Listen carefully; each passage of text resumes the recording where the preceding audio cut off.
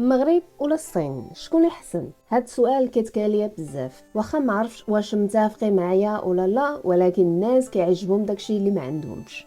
كاينه ولا لا؟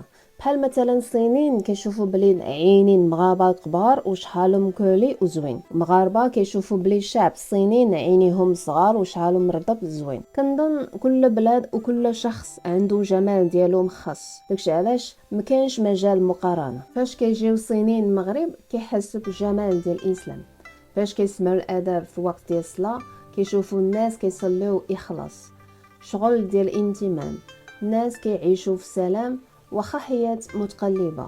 كتعجبني هندسة معماريات كريدية في مدينة قديمة، واسواق لكل حياة، وبحر زرق وغرق، ودراري صغار اللي كيلعبوا كرة في بحر. المغرب حتى هو فيه عمارات كبار وجداد بحال اللي كاينين في قوط الملك اونفا، ولكن انا كيعجبني حتى قصبالي في مزوقة.